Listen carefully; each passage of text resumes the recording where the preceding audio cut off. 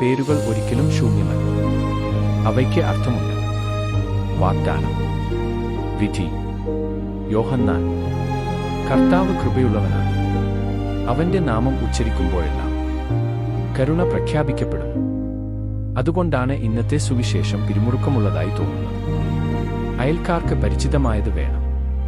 സുരക്ഷിതം, മാന്യൻ. അവനെ സെഖര്യാവ് എന്ന് വിളിക്കുക. അവന്റെ പിതാവിന്റെ പേര് പാരമ്പര്യം അനുസരിച്ച്. എന്നാൽ സ്വർഗം ഇതിനകം സംസാരിച്ചു കഴിഞ്ഞു. എലിസബത്ത് ശാന്തവും ധീരവുമായ ഒരു വാക്കിൽ പറയുന്നു. അവനെ യോഹന്നാൻ എന്ന് വിളിക്കുന്നു. മുറി എതിർക്കുന്നു. നിങ്ങളുടെ കുടുംബത്തിൽ ആർക്കും ആ പേരില്ല. അപ്പോൾ സെഖര്യാവ് ടാബ്ലറ്റ് എടുക്കുന്നു. ഇപ്പോഴും സംസാരിക്കാൻ കഴിയുന്നില്ല. അവൻ എഴുതുന്നു. അവന്റെ അഭിപ്രായമല്ല, ജനക്കൂട്ടത്തിന്റെ ആഗ്രഹമല്ല, പക്ഷേ അനുസരണം. അവന്റെ പേര് യോഹന്നാൻ. ഉടനെ അവന്റെ വായ തുറക്കപ്പെടുന്നു. അവന്റെ നാവ് അയഞ്ഞിരിക്കുന്നു. അവൻ ദൈവത്തെ സ്തുതിക്കുന്നു. അവിശ്വാസം അവന്റെ ചുണ്ടുകളെ അടച്ചു. അനുസരണം അവരെ തുറക്കുന്നു. ഇത് ആഗമനകാലമാണ്. മെഴുകുതിരികളും അലങ്കാരങ്ങളും മാത്രമല്ല. എന്നാൽ അവസാന വാക്ക് ദൈവത്തിന് നൽകട്ടെ.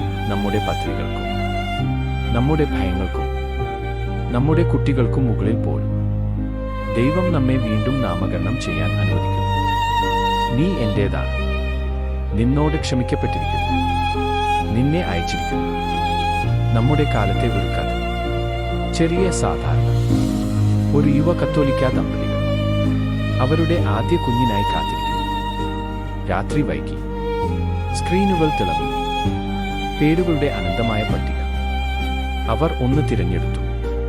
ആധുനികം, സ്റ്റൈലിഷ്, ചെവിക്ക് മനോഹരം.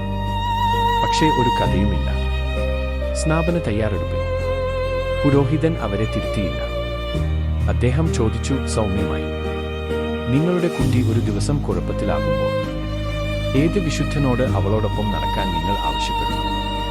ഈ പേര് എന്തിനാണ് നിങ്ങൾ അവൾക്ക് നൽകിയതെന്ന് അവൾ ചോദിക്കുമ്പോൾ 2025 അത് മനോഹരമായി തോന്നി എന്നതിനപ്പുറം നിങ്ങൾക്ക് കൂടുതൽ പറയാൻ കഴിയുമോ? ആ ചോദ്യങ്ങൾ അവശേഷിച്ചു. അവർ അവരെ പിന്തുടർന്ന് വീട്ടിലേക്ക് മടങ്ങി. അവർ നിശബ്ദരായി അവരോടൊപ്പം ഇരുന്നു.